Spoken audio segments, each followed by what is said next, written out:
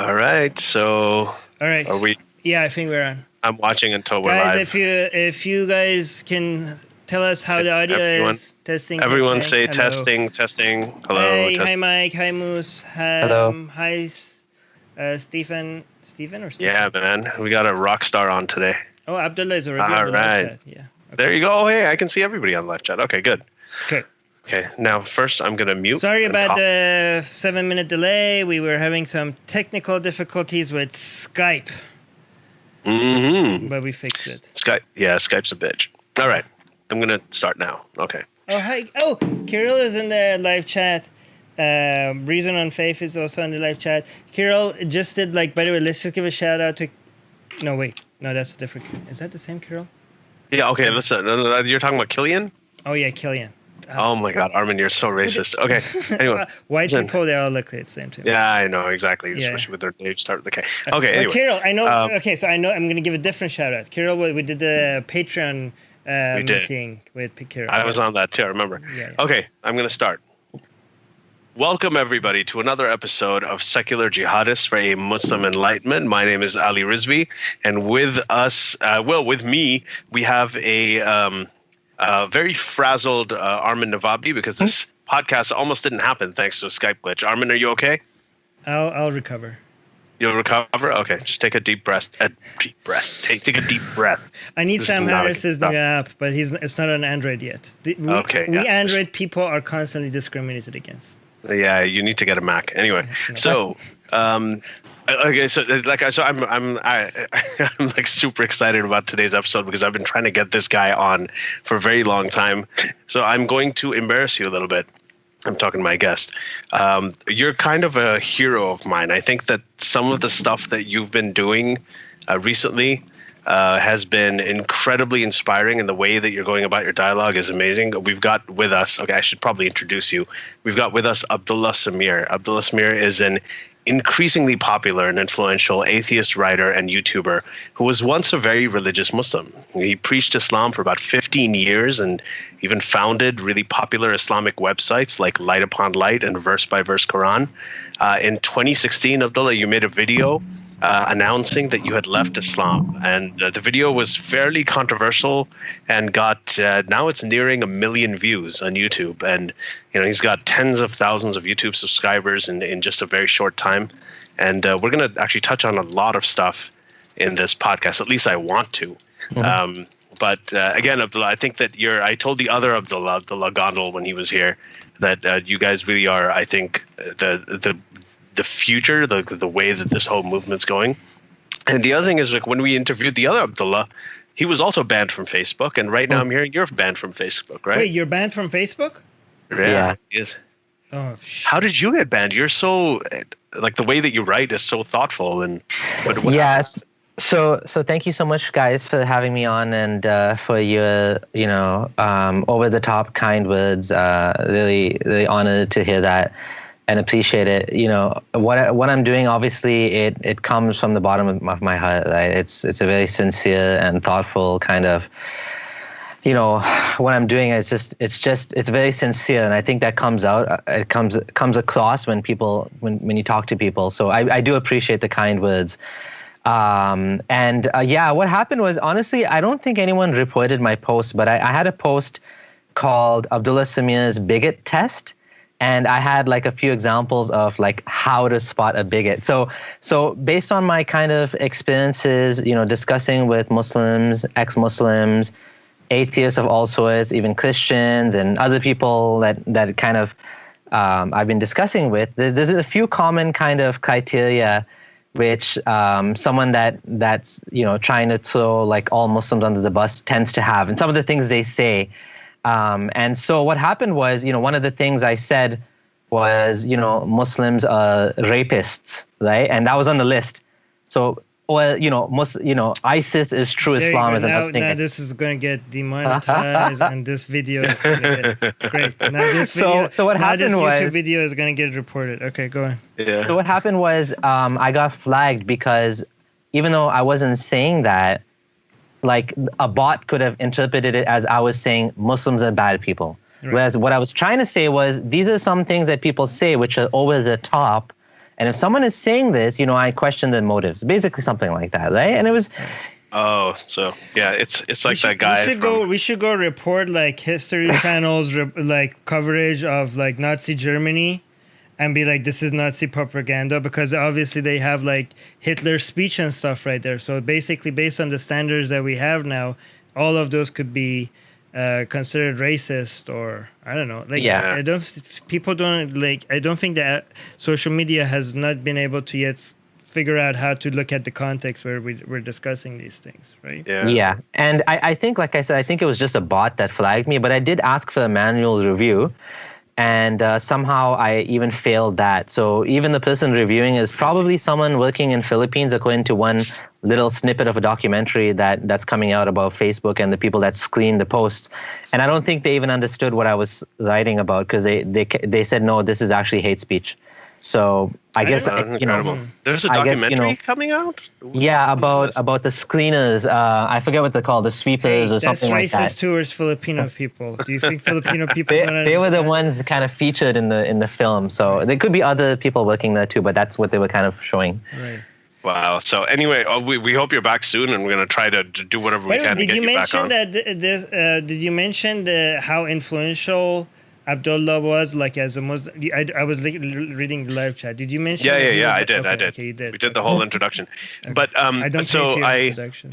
Yeah, but so I want to start, Abdullah, with you've got a really interesting background. Yeah. And so you were born into a family. You were born in Kenya, I think. Mm-hmm. Kenya. Well, do you have your birth certificate? Oh no, I'm kidding. So you were born in Kenya. Your father is Ismaili, a Muslim. Which is a subsect of Shia Islam. Not really Muslim. Yeah, no, not really.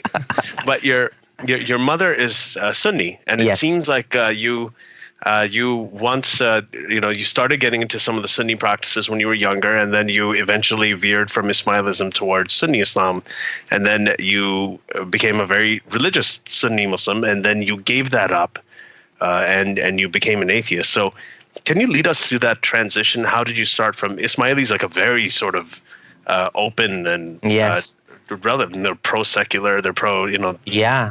So how did that happen? So my family is very, I'm thankful for this now, that my family is very liberal. My mom and dad are really accepting and understanding. And so what happened was, I grew up, like you said, in this very liberal kind of religion that was very easygoing, doesn't put a lot of strain on you in your life, doesn't put a lot of demands on your, your schedule. For example, you pray early in the morning before, anyone wakes up, the dawn prayer, and then there's one after, like 7 o'clock or something, and it's fixed times, unlike the Islamic namaz, which is based on the sunrise and sunset. So everything's very convenient, very easygoing, and very liberal. There's, you should eat halal if you can, but like, again, there's not a lot of emphasis on stuff like that. There's no hijab. Like I said, you don't pray 5 times a day. Even Ramadan, I think Ramadan is like, you just kind of choose. You don't necessarily. Because I went to the Aga Khan University, which is, the Aga Khan is the Imam of the Ismailis, and I had many Ismaili friends, and some of them, when they used to fast, they used to just say that, okay, I have a vice, I get angry, I'm just going to try to control my anger. That was their fast. So yeah, I think there's many different, like, you'll find among Ismailis, some will like go all the way, they'll pray, they'll fast, no premarital intimacy. Like, for example, my parents' generation, that was really frowned upon, like living together before marriage. But from the religion itself, there's not a lot of emphasis on these things. Like, nobody says you must fast in Ramadan. Like, I've never heard that as an Ismaili. And so I was completely Ismaili. I was not like at all Sunni whatsoever until about the age of 18. Because, I went by my dad's religion, not my mom's. My mom was still Sunni, but not really religious. Ismaili is a subset of Shiism, right? So yeah, but even some Shias don't like to say that, because they consider Ismailis to be so out there. Yeah. But they consider themselves Shia Ismaili Muslims. Right now, 12er Shias are the majority Shias, but the Ismailis were the original Shias that were in power in Egypt before the 12er Shias became popular. Yeah, the Fatimid. Yeah, if you go back in history, the Fatimid Empire, I believe, was an Ismaili empire. So from there, what happened was, in my high school, in a public high school in Canada, I had some Sunni Muslim friends that were having a prayer and stuff. And so I decided to join them. And, I had a little bit of exposure from, doing the Eid namaz or the Eid prayer, the Eid salah. And I'd prayed sometimes with my Sunni family members, even though that wasn't the thing I normally did. And so I was comfortable, and I just joined them. And I asked my dad. My dad was very easygoing. He's like, yeah, however you want to worship God, if you want to pray with them, that's fine. So then as I started to be, to do the Sunni way of the Sunni thing, I felt more comfortable with it. I felt like this is more in line with the religious doctrine, the Quran itself. And I felt more and more that Ismailism was too far removed from the Quran. That's what I felt. And to be frank, like the main thing about praying to Aga Khan, or what they call Mola Bapa, to me it seemed like Shirk. that goes yeah, exactly. I mean, it goes completely against the thesis of the Quran, which is to pray directly to Allah. Tawheed, from my it's against perspective. Tawheed. It's the most fundamental part of Islam, right? Yeah, I mean, and with respect for Ismailis, they don't look at it in that literal way. They look at it a different way. They say that, anyways, I'm not going to justify from their perspective, but they have their perspective to it, like, whatever it is, however they justify. So I wanted to ask you just one thing really quick before we go on is, with Ismailism, I know that Ismailis are, so just to let you know, my wife is actually from the Ismaili sect as well. And I mean, she's an atheist, but there is an element of secrecy about their beliefs. Like, they're quiet about it because, if, for example, in Pakistan, they could be subject to a lot of attacks when people find out how far removed they are, and they would consider them apostates and heretics. So how open are you now when people ask you about Ismailism? Do you speak about their beliefs in public, or are you concerned about their security? No. I think that's a historical kind of thing that still exists in the Ismaili religion, because they were historically oppressed. There's some rules in the religion that only, for example, Ismailis can go into the Jamaat Khana, right, the mosque. But like, for example, technically you're not supposed to share the farman, the sayings of Maula Bapa or Aga Khan with the non-Ismailis. But I have no issue talking about Ismailism. The only thing is that you guys are the original assassins. Yeah, the assassins were Ismaili as well. Right. Okay, you can't drop that without explaining it. So Abdullah, go ahead and explain that. Hussein. Yeah, there was a historical word sect Hussein, of extreme Ismailis who went and they smashed the black rock of the Kaaba, of the holiest temple in Islam. So I don't know too much about the history there, but but the word assassin comes from Ismaili sect. Like, you guys went and you guys had the first suicide missions, right? Because they made plans to. Yeah, no, it's true. The suicide, before there were bombs, there were suicide missions, and the Ismailis were the first suicide. People that basically the way it was a suicide is that they had the plan to go out assassinate a Sunni important figure, right? Like a Khalif or somebody else, like some scholars from Baghdad or whatever.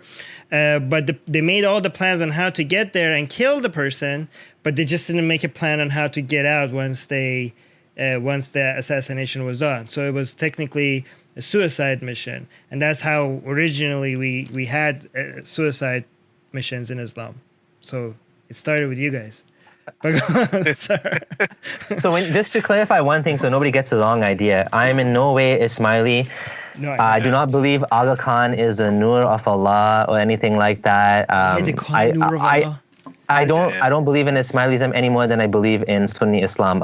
Right. One of the most quickest slanders, or the most common slanders I get against me, is this guy was never a true Muslim. He was Ismaili.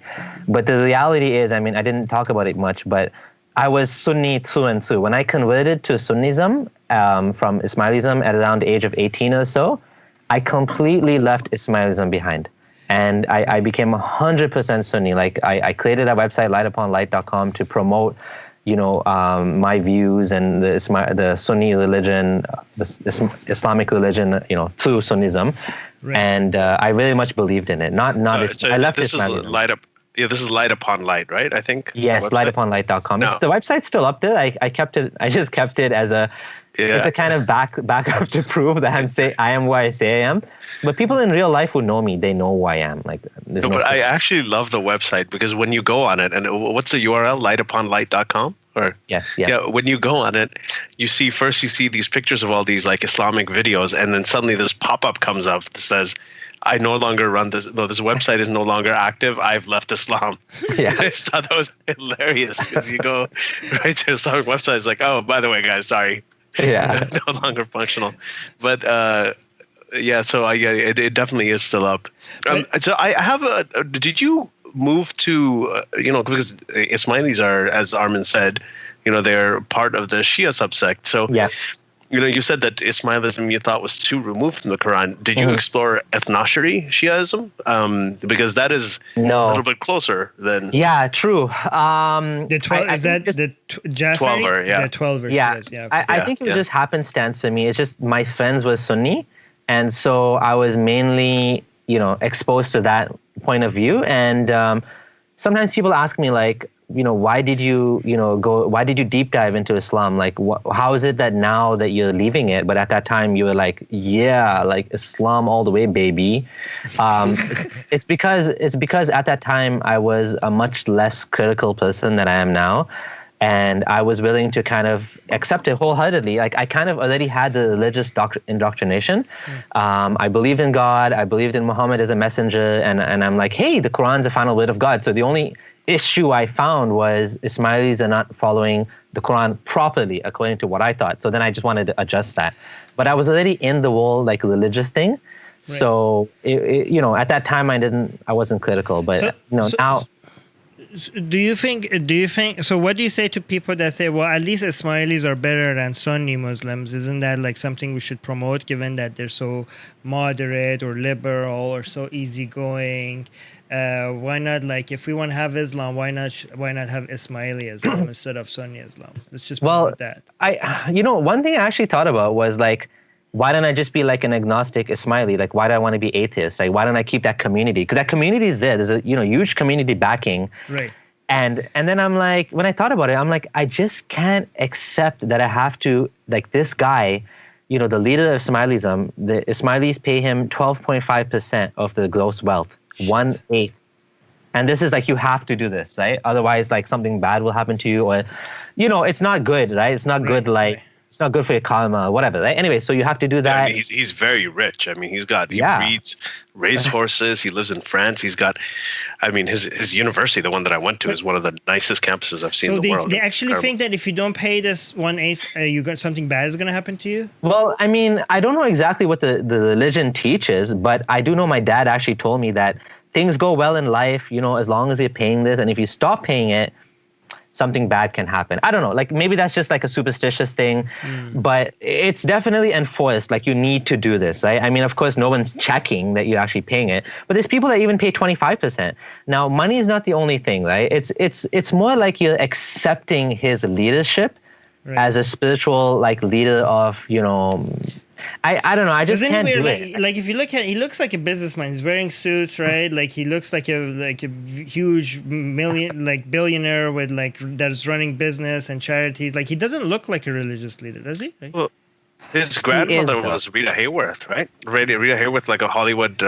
His son is married to Kendra Spears. His daughter is she smokes, and she's been seen with a glass of. I mean, they're actually the family of him, and he is a documented descendant of Muhammad, right? But he is he's sort of. This is my understanding. And my understanding, as I got it. And by the way, I've been to Jamal Khana many times. You know what you were saying about the community. The community is very strong and they're very supportive. And it's weird. My wife and I are both atheists, but whenever we go there's always food, and there's whenever they have the celebrations, they dance. So it's actually quite a lot of fun. And so you're right about the community aspect.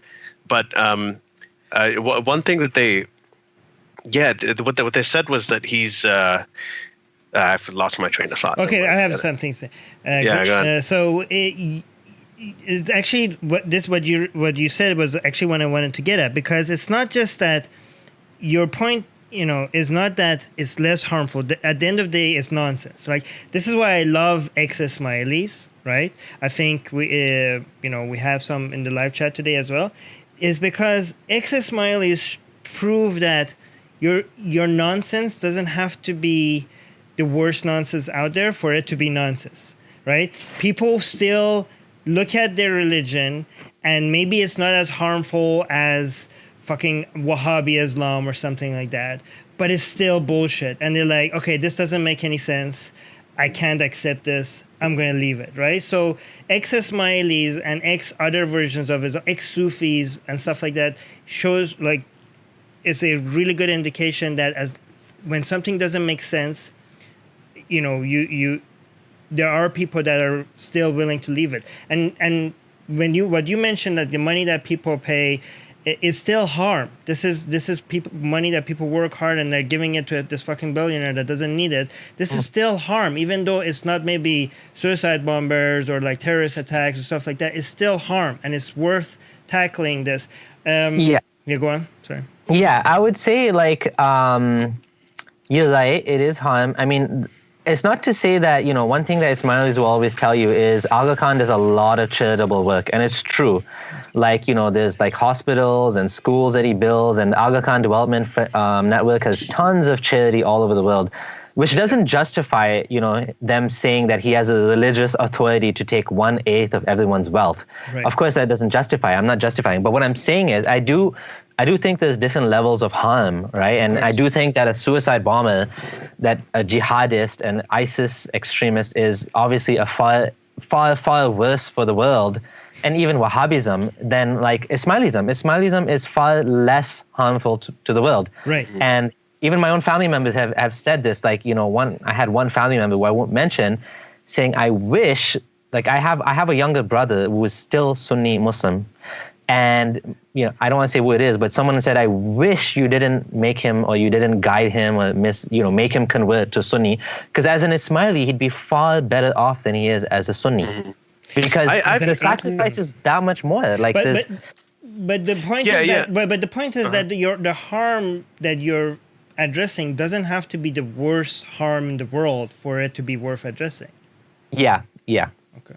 Well, I mean, I think that's what Abdullah is saying. So he's saying that he doesn't believe in the divinity. He doesn't, and that's why he kind of left it, because he couldn't accept that he had to accept this guy as the divine leader. Right. But at the same time, so these things are complicated. And this is kind of true because, again, I went to the university I went to. The Aga Khan actually does do a lot of, he promotes secularism. He promotes separation of religion and state. He promotes the idea that people should keep their religion to themselves, forget about the political thing. And this is the interesting thing, Armin. So the Ismaili sect is probably the only one that has somehow found in its theology to put the Quran secondary. Because what they have... That's not a good thing, though. No. Listen, it's not a... It's not, of course, we've already agreed that at the top level it's not a good thing. I just want to talk to the new people that are listening to our podcast that Ismaili, at the end of the day, is making Islam look good, and Islam does not deserve to look good. But go on. Okay, so sure, that's fine. But what I'm saying is over here is it's an interesting way to, because in most of the other sects you don't have this. And Abdullah, correct me if I'm wrong, but what they have is you have a divine appointee of God on earth. And I'll give you the devil's advocate point of view in a bit too. But you have the divine appointee of Allah on earth, and he is right here. So if you want to ask about whether you should drink alcohol sometimes or occasionally, you don't have to wear hijab, you can have a Western lifestyle, he'll come out and he can tell you that. And his word is the divine word. So that makes a Quran sort of like a historical relic that is sort of respected, but it's not a primary source of how you live your life. You could do all that without the Islam label. That's my problem. Armin, that's right. But we're drawing a comparison. I know. I'm just telling our news listeners. Yeah. Anyway, no, that's fine. Yeah. But the devil's advocate point of view, right, is that this could go right. The fact that this Aga Khan just happens to be very, very progressive is in a way an accident, because there is another sect of Ismailis called the Bohras. They didn't happen to get a guy who was as good as this. So they practice FGM. They totally cover up their women. They're incredibly conservative and more like sort of traditional Sunni Islam. So it kind of got lucky, but this is probably the most progressive sect of Islam that's out there, thanks to the luck that this guy happens to be a little bit more progressive and pro-secular. Yeah. Doesn't mean he's right, as Armin said. It's not even just this guy, but it was from the very original split when you had the Bohra and Ismaili split, and one of the brothers went one direction, which is like what you said, like more kind of like liberal, and the other brother went the conservative. No, I was thinking of the band. Never mind, forget it. Yeah. Ali is a dad, so he makes dad Yeah. jokes. That's why I make dad jokes. Right, I make. Yeah, go ahead. Right. Sorry. Yeah, no. So yeah, you're right in what you're saying. What you said about him being the kind of divine appointee. I actually had a question to ask my dad, where, they believe that, kind of like how the 12 Imams have knowledge of everything. This is kind of a Shia belief. And so Ismailis take that to even the living Imam. They call him the living Imam, and they believe that he has knowledge of everything. So I actually asked my dad, like when I was becoming Sunni, I said, why do you pray to him if he doesn't, like, how you really believe he knows everything? And my dad was like, yeah. So I'm like, okay, if we call him up on the phone right now, is he going to know that my name? Like I was being like logical, right? Yeah. So I had a little bit of logic that I was trying to use back then. But I didn't. You have to. I didn't take it all the way. Does he know about the mole that is growing on my ass or something? Like, does he know? Yeah, no, I didn't say that. But go on.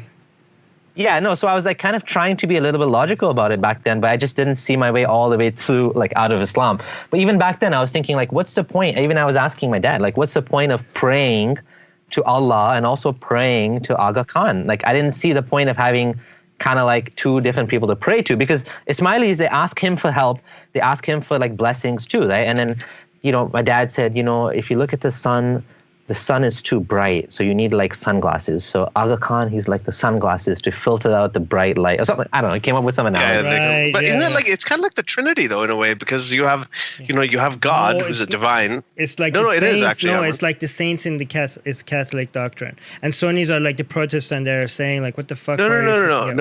No, what I'm saying is like the Trinity in Ismailism, you have Allah, and then you have Ali, and you have the Imams, and all of them are the same kind of spirit. They're all the spirit of God, but they're divided among different elements, like the Trinity. So in the same way that how you're saying, you're praying the Aga Khan and you're praying to God, it's kind of, you talk to Jesus, you pray to Jesus, but you also pray to God, right? Is it something like that? Or yeah, Jesus is a good analogy, I feel, because again, it's like he's somehow connected to Allah and something like that. Yeah, there's some connection. Can we, guys, we named this topic of this discussion how to talk to Muslims, right? So we need we're getting to that. This is so interesting. Yeah, but ended up being about Ismaili Islam. So can we, so your experience as a Sunni, does that help talk to Muslim because you were like, because like you being, would you say Islamic preacher? Would you say that that's what you were? Were you an Islamic preacher? Is that a good... Yeah. Wait, you got frozen. Abdullah? Yeah. Oh, no, go on. Abdullah? Did we lose Abdullah? I think we might have lost him. Oh, no. Fucking Skype. All right. Okay, hold on. Let's get this timestamp. Guys, hold on. We're going to try to get Abdullah back. All right. Let me see. Abdullah. This is the second Abdullah we have had. By the way, Abdullah means... should we get... should I call him again? Or how do I... Yeah, call him again. Okay, but would I have to kick out the original one? No, just add him to the he's call. Already gone. Add him to the call. There we go. Yeah, we've been having like lots of Skype issues today for some reason. Hey, you're back. Okay, good. Okay, we're back on track. So. Now I'm... Okay, sorry about that. Yeah, my Skype crashed. Skype is not behaving well. Oh, no, it's not. Yeah, we know that today. There's something up with Skype. So, but yeah, Armin, can you repeat your question? I forgot my question. Oh, like, so would you say you're an Islamic preacher? Would you say that? Yeah, no. I was not an Islamic preacher by any means. I was someone that was a motivated, sincere Muslim. Let's put it like that. Someone that truly believed that Islam was the truth. I was an informal preacher in the sense that I did, Friday khutbahs at universities and even at the Musalla, like a small mosque downtown. I did stuff like that, but I wouldn't call myself a preacher because that wasn't my job. I was a family man, I had my family, and on the side, however I could, I wanted to promote Islam. I used to be involved in like dawah booths. So I used to have a booth I used to go to like on the weekend. Explain that. What is that to people? Dawah is to call people to Islam, to preach Islam, basically. So I was involved in that process, giving out pamphlets. Did you ever convert anyone to Islam? I made a lot of Muslims religious. So I can give you tons of stories of Muslims that were not religious. And because of me, like including my brother, my younger brother, and a lot of my family members, my wife as well became more religious because of me at the time. But did you make any non-Muslim a Muslim? No, I don't think so. So unless you've been more through my website. Have you made, so as an ex-Muslim now, have you made any Muslim and non-Muslim? You can say very much so. So I've started keeping track because I got a lot of people telling me. Yeah, I saw that. Yeah. So I made a list now of testimonies on my blog, and it's over. I think it's around, I don't know, around 30 now. So I still have to update the list because a few people told me I can add them, and I haven't added them yet. And these are just people that have directly contacted me and said, you specifically helped me to leave Islam. Nice. But like it's actually more than that because a lot of people don't contact me. Right? A lot of people don't even know that I can be contacted. Right? They just see my video, or maybe they heard about me, or someone sent them my WhatsApp of one of my videos or something. But yeah, so far there's already 30 people. So I'm more successful as an atheist than as a Muslim. I don't know. And in the last time, I actually saw that blog on post. Your side. Yeah, I saw that on my side. That's true. Yeah. But I saw that you have all these testimonials, people just writing to you and saying, "Oh, okay, yeah, no, thanks to you, now I'm an ex-Muslim or I've left Islam because of you." So it's actually really. We're going to link to that. I have that link to that blog, so we're going to link to it in the description. I made a note here. So here's the question: Is it easier to make a non-religious Muslim to a religious one? Then make two questions. First question, is it easier to make a non-religious Muslim to a religious one than to make a religious Muslim into a non-religious one? The question number one. Question number two, is it easier to make a religious Muslim to a non-religious one compared to making a religious Muslim to an ex-Muslim atheist? Okay, I'm getting confused with all the Muslim. Yeah, I'm really confused. Let's do the first question first. Okay, first question. I don't know if it's easier or harder. It depends on each person, right? Like some people are successful with different things. I believe that, it was my sincerity. I think that it's anyone's sincerity. Anyone that has any sort of, if you really believe in something, that has an effect on people around you. When people see that you're making sacrifices and you're doing your very, very best to pray 5 times a day or whatever it is, that has an effect on people around you, right? Because they see and they want to know, why is he like that? And I think because of that sincerity is how it's the reason why I was able to leave Islam. Because as I was talking to people, eventually I got to a point where I was talking to someone who was like kind of giving me some points back to think about. And I'm like, hey, that's a good point. Let me look into that. Who's that? Because Can you give a shout out to the person? Sure. So the first time this happened, other than little tiny holes and little tiny doubts that happen here and there, the first big thing that happened was some guy online that was kind of like discussing on Facebook. And, people say Facebook debates don't work, but this guy was like, I almost converted to Islam. He was a Christian, Unitarian Christian or something. And then he's like, I did some research into it and I found out a lot of the stories in the Quran are actually ancient Jewish myths. I'm like, yeah, I know. They're like from the Torah and they're also revealed by God. He's like, no. He said, these stories are coming from the rabbis. And from the Talmud, which is not considered like a revelation, right? Basically, they're like stories they would tell, and somehow they end up, okay, right? okay. Yes. Then at that point, I started looking into it. And I'm like, whoa, what's up with that? And I'm like, no, I'm going to disprove this guy. I'm going to show him because I believe I was on the truth, right? Right. And then as I looked into it, it was getting murkier and murkier. And I'm like, a lot of these stories do seem to be made up, right? And they do seem to have found their way into the Quran. And on top of it, the ones that found their way into the Quran were also in a language similar to the Quran, in Syriac, and in a time that was similar to the Quran. So it started off with the Jewish stories, and then like Cain and Abel and stuff. And then it became a bigger question of like, for example, Alexander the Great or Dhul Qarnayn. And, the stories the guy with the horns, right? Yeah, Dhul Qarnayn, the two-horned guy, right? Yeah. And then it became like the infancy gospel. And how did that end up in the Quran? And how come that was also in Syriac, right? And so more and more I started to have trouble. I'm like, I don't know how to make sense out of this. But then I said, okay, you know what? I talked to some of my friends and said, just forget it. Don't let these doubts, misguide you. And so I shut it off. For one more full year, I became a Muslim.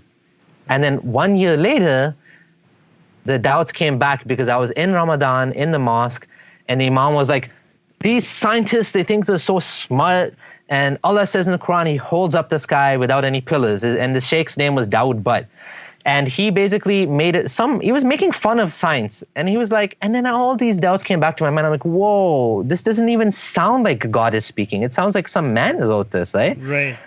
And this was when I finally ended up leaving Islam, because at this point, I'm like, I can't deal with this doubts anymore, which I was blocking. When was this? Was this in 2016 or around the time you made the video? 2015. 2015, yeah. Yeah, July 2015. So it's 3 years ago. And at this point, I'm like, I have to find out. I have to know, because I was having these doubts, like serious doubts now. And I'm like, I have to look into it. And so I read everything I could find. Right. And then I'm like, okay, I'm not Muslim anymore. And that's when I started to come out on Facebook. And then eventually I made the blog. And then I think Did you get any backlash? Of course. So originally what happened was, first people were like, are you like doing like a social experiment or something? Like, how are you posting all these things about like, Islam, like negative things, right? Or like, questions or, issues. And then people started telling me, brother, this is not how you get help. You need to talk to an imam. Don't be posting your doubts online and spreading fitna in the community. You're causing trouble for people, right? So you had a lot of your original Islamic followers who were still on your Facebook and everything. My Muslim friends, not my Islamic, I wouldn't call them Islamic followers. I would call them my Muslim friends. And so my Muslim friends. That's what you called your Islamic followers. Okay. All right. No, these are my friends. Yeah, because at that time you didn't. You weren't a big YouTube. No, I wasn't. No, you were. You were. Okay. No, I mean, I had my Islamic website, but I didn't tell people I ran an Islamic website. Like nobody knew. My name wasn't on there. I didn't want any credit for it. I just did it, right? For like the sake of Allah. Oh, you were a humble Muslim, just doing it for the sake of Allah. Right. Go ahead. I didn't want to lose any good deeds, so I didn't want to tell anyone it was my website, right? Okay. Anyways, so Right, go ahead. Yeah, so when people started to see that, they were concerned about me. Some people actually, one guy, he's like, listen, I almost became atheist, and then I solved the problems, and I became Muslim again. So at that point, I deleted all my Facebook posts. I'm like, okay, I'm going to solve my problems too. I don't want to misguide anybody else, whatever. I said, I'm going to meet this guy, and I'm going to talk about it, and I'm going to find out how did he come back to Islam. Right. So I went and I met this guy, and I'm like, let's talk about this. And I had a list of all my questions. But at this point, I was still like poking holes in the Quran. I hadn't looked at the bigger picture, which was why believe in Islam in the first place. Like I hadn't shifted the burden of proof back to where it is. Yeah. I was more like, I have these problems with the Quran, right? And which is kind of like how it starts, right? But as you get deeper into it, like, whoa, wait a minute. Like what? How do I even know in the first place this is from God, right? Like never mind scientific errors in the Quran. Never mind like these things. When did I start assuming that any of this is true anyways, right? Yeah, like why even assume any of it is true, right? And then start from there. Now you tell me why it's true. That's how it should be, because anyways, that's called a burden of proof. I didn't know that. So I had some like basic issues at the time, and I asked him, and at the end of it, he basically answered some of them, and the rest of them he's like, I took a leap of faith. I didn't want to be wrong. I don't want to go to hell. So it was. That was his answer? That was some of the things he kind of gave me an explanation, like why did Muhammad do this? And he's like kind of came up with something to kind of make me feel better about it. But some of the questions he just couldn't answer. He's like, you know what? I contemplated deeply on it, and I decided it's not worth the risk. That's what he said. So Pascal's wager, basically, right? Okay. And so I'm like, okay, thanks. We talked for like hours. Like I was at his house, I don't know how many hours. And then I started posting on Facebook. He's like, I'm back, bitches. I'm like, you didn't solve my issues. I still have questions about these things. It's not even have questions about these things. These are the issues I found in Islam. It's not questions. Right. These are problems with Islam, right? Yeah. And so he's like, I don't want to go back to this again. I'm like, I'm done. Like, I'm done with the doubts. I just want to be Muslim now, right? So I'm like, okay, don't worry, I won't bother you about it, right? But he kind of felt like I was being kind of like a nasty person, in the sense that I'm misguiding others and I'm pulling others into the same hole that I'm in. He saw it as a hole, right? Right. Yeah, but one thing about this story which is very interesting is that a lot of atheists point to that you shouldn't poke holes in religion, because then you're putting the burden of proof on you. You should just let them prove their religion to you, and you should just sit back and say like, well, if you make a claim, you prove it to me. But psychologically, that doesn't usually work. Like, I think what I've noticed is that it starts with you most of the time at least, it starts with you pointing something out that they're like, yeah, well, how is this? Why is this like this, right? I mean, it's true that the burden of proof is on them, and a lot of atheists like, no, don't. Why would you make a claim and put the burden of proof on you? You're at an advantage position. They're making the claim. They need to prove their claims, right? But psychologically, what I've noticed is that even though it's true that the burden of proof is on them, if you point to some things, that's how initially it starts, and then once you have a few seeds of doubt, then you go in with, well, how do you know the rest of it? They bring up the burden of proof and stuff. What do you think? Yeah, so that's a very good question. I really like street epistemology, or which is Anthony Magnabosco, and it's based on a Socratic method, which is asking, right, like why, and he has this interesting method where he goes out in public, and just by asking questions, he gets people. He first asks them, how strongly do you believe in this? Like, if you're a Muslim, Christian, whatever, Jewish person, and Hindu, whatever, and then they'll say, like, usually that's like 10 out of 10. And then he'll say, let me ask you some questions. And he doesn't tell them anything. He only asks them questions. And by the end, they're usually like 6 out of 10 now, or 7 out of 10. Like, why do you believe this to be true? Oh, because blah, blah, blah, blah, blah. My parents told me. Okay, but like, what if I asked you, what if someone else came to you and said, well, my parents tell me my religion is true. So how would you know which one is true now? They'll be like, good point. And this method, I think, takes a long time. And but honestly, if you have like as much time as possible, like if you're talking to a loved one, like a spouse, like me talking to my wife, and you have that free discourse where there's no like time limit, I think that's the best method. And I do think like the burden of proof, the problem with the burden of proof thing, where you be like, okay, I don't want to discuss this. I want you to tell me why you believe Islam to be true. Usually they think it's like a trick question. No. I don't want to go that route. You're trying to trick me. Or usually it starts with the whole like long story of like just like you just have to, once you open that door, you just have to listen to a whole bunch of nonsense that you've already heard a million fucking times. Well, right? no, I think it's a good approach, but I think that a lot of times people will just, once it gets to a certain point, they just kind of stop you and they're like, or sometimes it gets to a good point where they'll be like, I saw a dream and Jesus came to me in a dream. And they're like, it's personal. And then what do you say at that point? You're just like, okay, that's why you believe. And I don't believe because that's only for you. That reason only applies to you. It doesn't apply to me. Jesus never came to me in a dream. And so I don't think this is a reliable method, right, for determining the truth, because dreams could be false too, right? Right. So. Yeah. Did you have any? Go ahead, Norman. No, I'm just saying that sometimes. I mean, they say that they're asking questions, they call it the Socratic method, but sometimes you're basically saying something. You're just putting it in a question format, right? Like when I say like, when somebody says like, well, it's faith, it's just based on my faith, it's not a reason, and I say, well, don't you think if that was a reliable method, then all the other religions like Christianity and Hinduism should also use that method? Like if it was a reliable method, it wouldn't be giving you so much random different answers, right? But the thing is, like when you say, don't you think that, you're kind of like saying it, right? You're not, you're just putting it in a question format, but you're actually saying it, right? I feel the difference is that you are more likely to win over your opponent when you make them conclude themselves that you are right, rather than you say, because I used to make that mistake before and I realized that it's not productive. Like I met one Muslim guy who was a good friend of mine and he's like, tell me why you don't believe. He really wanted to know. I'm like, I don't believe because of this and this and this and this. And I asked him, what do you think about this in the Quran? What do you think? And he was like so like overwhelmed with everything I was saying. He didn't have anything to say back to me. And it was just like the end of the conversation. Whereas I feel like if I would have asked him, like, why don't you tell me why you believe, and I'll give you some kind of feedback on that. Like, yeah, you're like, it doesn't have to be only questions. Right. You could say, well, that's an interesting point, but is that really a reliable method? Basically saying that's not a reliable method of knowing the truth or whatever. Right. But you get them to make the conclusion instead of you concluding. Because I mean, what you're doing is you're actually, by asking them, you are transferring the burden of proof to them in a very subtle kind of way. Yeah. Right? Because you're saying, okay, Sneaky. so I'm not going to tell you what I think, but here's way. But right. You're putting it in the form of a question, and then and the other thing is it also disarms them. It disarms them in the sense that you're asking them, hey, what do you think? I really want to know what you think. I want to hear what you have to say. Right. They don't feel like you're preaching to them. They feel like you're genuinely interested in their opinion instead. Right. So.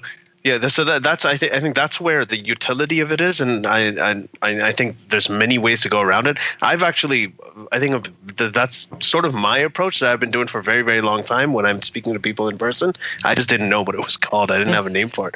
But I had a question. A lot of times when we talk to people who left Islam, we've had a lot of people on this podcast.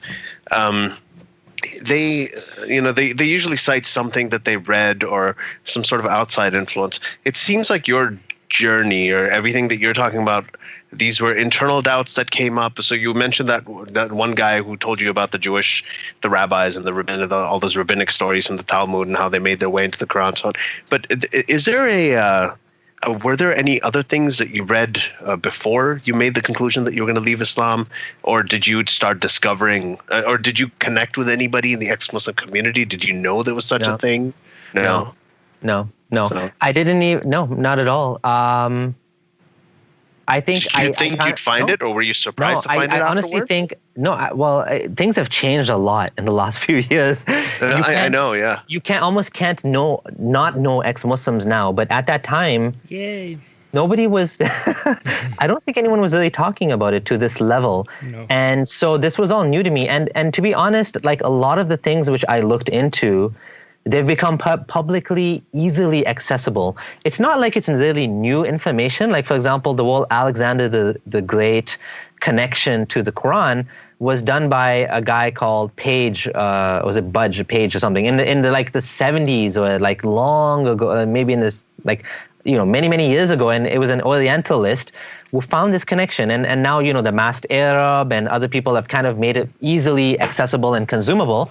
But like the things were there. I just don't think it was common knowledge. And, some of the issues that we're finding now with academia, where, the Quran's narrative of being preserved is being challenged like never before, because again, it's not like a new thing. It's not. Some people say, "Oh, you think you're so smart, you ex-Muslims. You're coming up with these big claims against the Quran. It hasn't been preserved, and this and that. Oh, this has been, debunked many years ago." Oh, but no, these things. Yeah. No. What I was. Sorry, finish. Yeah. It's not common. It's not common knowledge outside of academia. The problems with the preservation of the Quran. I think you talked to Abdullah Gondal in more detail. He's more knowledgeable than me about this. It's just nobody knows. And when I say nobody, I don't mean nobody. I mean the Muslim community, as in the majority of Muslims, they don't know these things. So we're kind of like just like bringing it out and letting people, hear about these things, basically. Yeah, and this is what we were. So we discussed this with Abdullah Gondal as well. And this is what's kind of interesting is that a lot of this has been around. So I'll tell you, like, when you were writing, when you left Islam in July 2015, that's around the time I was in the middle of my manuscript for my book. Oh, nice. Yeah. And so that's when I really started reading about a lot of this stuff, because when you read about this stuff, I'd be researching something and then I'd go further and further. Then eventually I'd end up with the Brill Encyclopedia of Islam, and I'd be it was incredible. I learned so much. And then some of the things that I learned were, for example, what you're saying about the rabbis, right? And this is very common knowledge in academia, as you said, that when Muslims first wanted to get the hadith written down, which is over 200 years, all of them started over 200 years after Muhammad's death, is that when they wanted to write the hadith, they went to converted rabbis in Kufa. So people who had converted from Judaism, because they had the initial isnads who transmitted who started codifying and writing down the hadith. They had experience with this stuff because the writing of the Talmud was a very similar process, right? So they actually went to them, and that's how a lot of the Jewish stuff that didn't make it into the Quran made it into the hadith, right? Like circumcision and like stoning to death, and then retrospectively all these other stories came in, like eaten by a goat, and so it was. So I found, and all of this stuff is, and I found out there was a lot of stuff in academia that is actually very blasphemous, like that book Hagarism by Patricia Crone, and that had a huge impact in academia, and later they retracted a lot of parts of it, but nobody had ever talked about it outside. Why? Because it was just very volatile and very, inflammatory material. So when Tom Holland wrote his book In the Shadow of the Sword, and he took a lot of this sort of stuff from academia and he put it out there, stuff that had been there for decades, but when he put it out there in the public, people lost their shit. It became a very, very controversial thing, and that's why it's been confined in academia. I have a question. So, do you think that talking to Muslims and trying to get them to doubt Islam, is the method or the points that you bring up any different from talking to a Christian? And if so, do you think somebody with the background or better understanding of Islam is more equipped to talk to Muslims and make them doubt, or basically anybody that's with logic we should be able to address it? Yeah, go on. So it's actually a very good question, and that's the only question I ask. I'll start by saying that clearly the guy that made me doubt in the beginning, and I was a religious, believing, staunch Muslim, but I was open-minded, was someone that didn't know too much about Islam, but he knew a little bit about Islam. And I think the general level of knowledge has gone up a lot because of popularizers like the masked Arab and stuff like that. But yes, very much so, someone that understands Islamic theology and, to a certain level is much more equipped to be able to discuss with Muslims. Absolutely so. But in terms of your question about, I have a little bit of a hard time when I discuss the Bible because, I don't know the Bible, right? And if someone says, no, but the Bible actually doesn't mean that, you're like, I don't know the Bible. I can't even get to that. I can't take it to that level. Right. Whereas with the Islamic scripture, sometimes people are very intelligent. And like Richard Carrier, for example, he did a debate with this Nadir guy, Ahmed. And even without knowing the Islamic scripture, his knowledge of history, his knowledge of science, it was phenomenal. And his logic, he cut through the arguments, even when his Muslim opponent said something like, no, but the Islamic flood is a local flood, for example. He made a claim. Now, his opponent doesn't know anything about whether it's a local flood or a global flood. And if he was talking to me, I'd be like, yeah, but why does the Quran say, oh, Allah destroy all of the disbelievers on earth? Noah said that, right? So why does it say that then if it's just a local flood? That doesn't even make sense. That doesn't add up, right? And they'll have to come up with a better way of kind of making sense out of that. But Richard Carrier, even though he didn't know that, he came up with another response, and he said, well, even in this case, the flood, and he came up with a response and he was able to deal with it. So yeah, if you're a smart guy or girl, whatever, you can kind of hold your own in any discussion, but knowing the scripture, knowing the particular flaws, knowing the weakest points, and we need to kind of focus on opponent's strongest points, not the weakest points. Right now, I'm kind of unpopular to some people because I say things that people don't like. Sometimes I defend Islam. They think I'm defending Islam. And that pisses off a lot of atheists, like when I say Muhammad is not a pedophile, for example, and that really upsets people. People get extremely angry at me and they say, how dare you defend this man who did these terrible things, whatever. And I'm just trying... They want trying him to be pure evil. Exactly. I think Armin does a lot of the same stuff. I actually say the same thing when they call him a warlord. Can you clarify that? Because people think that we might say that for example, Muhammad was very... pro taking care of orphans, right? That's the character. But the reason why you don't call him a pedophile is because I think by definition pedophiles are only attracted to children, right? Yeah, but this guy had a whole bunch of he was attracted to Aisha, but he also had a whole bunch of wives that were not children, right? Yeah, exactly. So he's a child molester, but not a pedophile. I think there's more to it than it. If we want, as a non-Muslim, right. I'm not just looking at the hadith, because the hadith say 6 and 9, but if you look at it as a historical figure, which we don't do we really know for sure if he was married to a child? I don't know if we can say that for sure.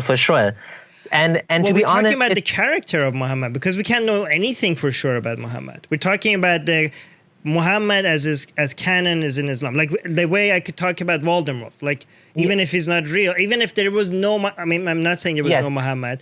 Even if there was no Muhammad, we're not talking about the person. We're talking about the character as described in Islam. Yes, oh, sorry. Go ahead, Abdullah. No, you go ahead. You haven't spoken. No, I was going to say, but as we discussed, like the only thing that we really know about Muhammad that is most likely true is the scant biographical detail in the Quran. Yeah. Nothing else, no other biography, not the hadith. Everything else came. We don't even know about that. No. We don't. But yeah. I'm saying that's what I'm saying. If there's anything that's likely, the only book that we have from his reported lifetime that is most likely, almost certainly from his reported lifetime, is the Quran, right? That's actually, there's parchments that have been dated to that time and so on. So we know that is. We don't even know now if it was in Mecca. Like, this is how far we are. But that's what I'm saying, because the Quran isn't specific about Mecca, right? So so I'm saying in the Quran there's very, very scant biographical detail about Muhammad. There's almost none, right? So that's really what we know, and that's nothing. Everything else about his life, from everything in the hadith, was written over 200 years afterwards. Okay, everything. His first biography was compiled 100 years afterwards. The one that survives by Ibn Hisham, the one that's based on, didn't survive into today, and that was written over 150 years afterwards. So so I think, am I getting you right? Is that what you're trying to say, in the sense that I do think that there's better arguments to make on this very specific topic. For example, the Quran in 65:4 allows, basically divorce of women that you had sex with were below the age of puberty. So, I mean, that's an argument that's worth making, not whether the historical fact is he married a child, it's very disputable. There's so many arguments you can make against it. Like, the fact is, he only had one, if he had one child wife. All his other wives were, older teens, let's say, and older. And so he only raped one child. It's hard to make, it's much more difficult to make this argument, and it turns away people. But it doesn't, I mean, that's not what okay, I'm going to defend people that make this argument, okay? Because we are not making that claim about the historical Muhammad. We don't know what the fuck was the historical Muhammad doing, okay? The Muhammad that I'm referring to when I'm criticizing Muhammad is the Muhammad that Muslims believe in. Muhammad that is canonized in Islam. That's the Muhammad. And I feel like even that is changing. There's many Muslims now that are refusing to say that she was 6 and 9. Like, it's a kind of reform too, I guess, to say that she was actually older. But again, like, if you go to academia. Again, the challenge is like that he was married to a 19-year-old, and this is coming also from academia, where they're looking at the life events that happened, and going back to calculate the age rather than just by hadith. So they're throwing out the authentic hadith then? They're throwing out the authentic hadith, and academia does that. Academia throws out the authentic hadith. Okay, but this is not the Islam that we know. No, but they also throw out the biography. Academia also the biography, throwing out the biography is fine. Nobody ever said that that's authentic. I mean, nobody... but academia looks at the hadith and the biography as the same, because both of them were orally transmitted, right? Most Islamic schools, they don't claim that the biographies are authentic 100%. They only claim that about Sahih Bukhari and Sahih Muslim, right? More than anything else, right? So based on most Islamic schools of thought, these are the sources of hadith, based on Sunnis, and Shias have their own hadith, and based on you're right. You're right about that, but we're talking about academia. So in academia, right? In Al-Azhar University, it's going to be that. If you go to Qom, it's going to be real academia. No, we're not. Qom and Al-Azhar are not real academia. Okay. I'm talking about Islam. Okay, I'm talking about Islam. Okay, so according to Islam, as what we know as Islam, I'm not talking about Muslims, because Muslims, they make Islam whatever their Islam is not as really Islam. Their Islam is just basically what they want Islam to be, right? And most Muslims don't want their prophet, don't want to have an inconvenience of having a prophet that fucked a 9-year-old, right? So they're Yeah, go on. So this topic is how to engage with Muslims. My perspective is this is a counterproductive argument that turns away people that has no actual success, in my opinion. In my perspective, I agree with that. It's a useless argument that you won't win because there's so much. Like, you've taken the biggest guns that they have. You know, for example, Jonathan Brown. Lowest hanging fruit. And for example, Yasir Qadi and Hamza Yusuf. And the biggest guns have shooting down this argument. So you're wasting your time on this heavy muscles on the other side that are like pushing back against this argument, saying it's historical this, and at that time people were used to get married younger and this and that. And there's no point, there's no value because they're just going to get mad at you and stop listening when you say this. I got to disagree with you. I'm going to disagree with you a little bit. I know some people that when they looked into the hadiths and saw this, they were like, I'm not okay with this. And the reason I'll disagree with you on this is this, that when I talk to ex-Muslim women, and this have been over the last 10 years, and this is one of those topics when I guess I started speaking out initially. This is one thing that I was very vocal about, and I was very convinced by the people around me, especially my family, that we shouldn't talk about this because this is just something that turns people off immediately. So I kind of backed off on it too. But then when I started meeting ex-Muslims, and this didn't happen until at least for quite a while, because for a while I was just writing and mouthing off, and I hadn't really met a lot of ex-Muslims. But then suddenly when they started appearing, and they came out, and especially all the women, when I came, this is one of the most common reasons I've heard from young women, right? Women who they're like, I just can't deal with that. Why did he marry a 9-year-old?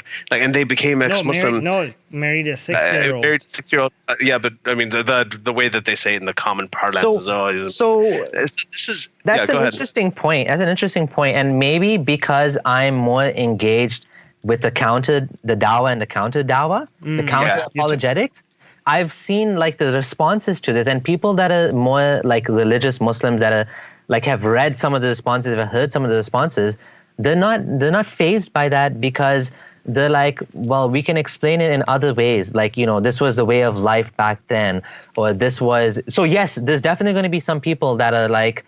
But that's interesting to know. I'm surprised to hear that. I mean, they do. People do have. By this. No, they do have. They do have those arguments. So I heard them all. That in Arabia, girls used to menstruate earlier. At that time, they were looking at the Islamic calendar years, and there were these calculations. She was actually 19 years. So I come from an Ithnashi Shia background where they're trying to reform this like crazy. Yeah. So I brought out actually Tahrir al-Wasila, which is a book by Khomeini.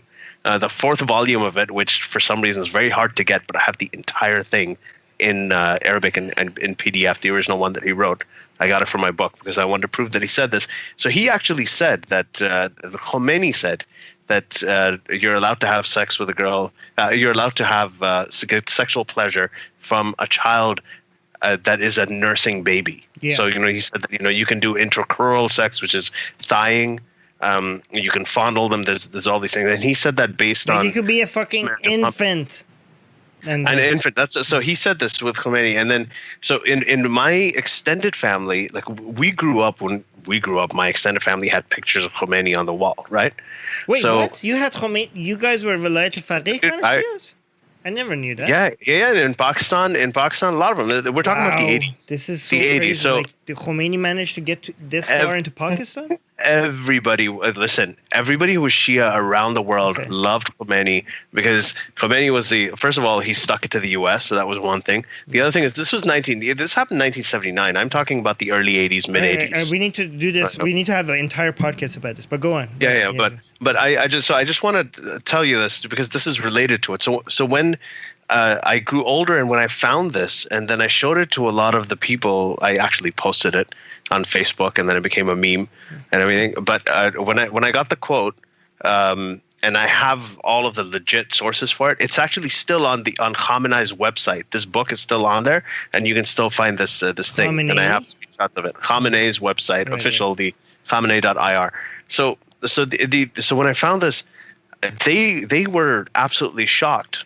And that kind of showed to me how hard they're trying to dispute this. It's one of those things where, you know how, that now they're saying that Muhammad was the first feminist. This is a revisionist sort of historical edit, right, that they've done, where they've retrospectively gone in, and because now we have these new secular values and we have to make that fit in. So Muhammad became the first feminist. And I always joke, I'm like, 50 years from now, they're going to say Muhammad was the first gay rights activist, because it's only like everyone's going to accept gay rights and then be like, well, Muhammad accepted it all along. So yeah, but these retrospective edits happened. All of the arguments about Aisha being older, they're all from the last century. And a lot of them are from non-Arab scholars, right, who have tried to revise this in some way or another. But I'm telling you, I think that one of the most, and this actually includes me too, one of the biggest things that I had a problem with was this marriage. The majority of ex-Muslim women that I know, and my wife she deals with a lot of she deals with a lot of ex-Muslim female activists, especially from Pakistan and the subcontinent, and we hear from them all the time that this is almost probably the number one reason But let me make your Abdullah's point in a different way, because maybe not about this one, because first of all, I think we should try everything, right? I mean, what works with some people doesn't work with other people, right? Right. Yeah. But I mean, but at the same time, I think what we say about Islam sometimes, and I think, Abdullah, you might disagree with me on here, because I think you commented on this. Sometimes we're not trying to. Sometimes the goal is to make Muslims doubt their religion, and sometimes it's to make a point that you don't get to tell us that we can't say this. Do you know what I mean? Oh. So, for example, when I had the Allah is gay sign, that's people are like, how is this going to help people out of the religion? I was like, that wasn't what I was trying to do there, right? And I think you disagreed with me when I did a Quran burning, right? Yeah. The Quran. Yeah, Yeah, go on. I guess it depends on your goals and stuff, and I'm not so much into that kind of free speech kind of discussion as much as you guys, maybe. Right. Especially you. I have a very specific intent in what I'm doing, which is to help. I wouldn't even call it make Muslims doubt. I would call it help Muslims to see that Islam is not true. I mean, from my perspective, They can choose. Yeah, exactly. I'd be happy if people see that Islam is false and they don't waste their lives on something that's not true. Because, that's one thing I can do with my life that'll help people, right? And because it helped me and it made my life materially better, right? So, but of course, there's other reasons why people do things, and there's other goals that you may have, which may conflict in sometimes with my goals. My main goal is this, and my main goal might be a little bit different. And so there's other. I have that goal as well. I just like when a Muslim comes to me and asks, why don't you believe in God, or why did you left Islam? I'm going to tell them, well, Allah is gay. I'm not going to burn a Quran in front of them, right? That's not going to work. But if people tell us that we can't burn the Quran, I think that it makes sense to burn the Quran. But do you disagree with that still? Like based on the fact that the point was to challenge taboos, to challenge limits on free speech? Do you disagree with that? Okay, so I'll tell you. Okay, so in the interview of Sam Harris with Peter Singer, he's a utilitarian ethicist, and what surprised me was when Sam Harris asked him a similar question, and he said, "Do you think we should stop making Muhammad cartoons, draw Muhammad Day or whatever?" Right? And Peter Singer was like, well, like, look at the consequences, and being a consequentialist and being a utilitarian, he's like, look at the mobs and the killings and the people dying and the protests and the boycotts of like Danish cheese and all these people losing their jobs and this and that.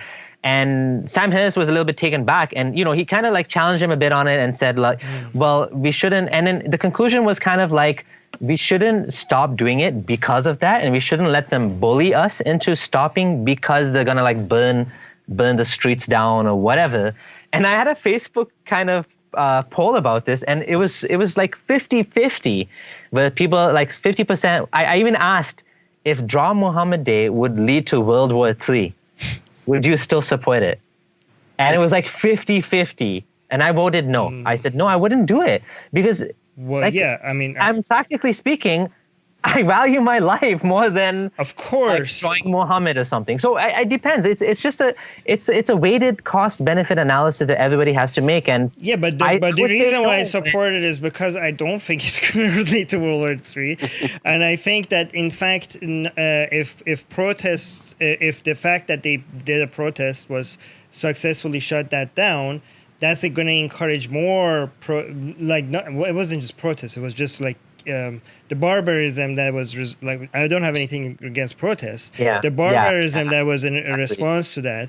Yeah, the violence. The violence, if that worked, you're encouraging more of it. It's not like if it works, they're just going to sit back and like, okay, now we're happy. They're saying, okay, this is a very useful tool. Let's see what else we could get them to shut the fuck about, right? Yeah. Well, well, I have something else. But another thing is that he was proven wrong, because look, we had a Dry Muhammad Day annually. Now we do it more than we ever did before, and we desensitized Muslims.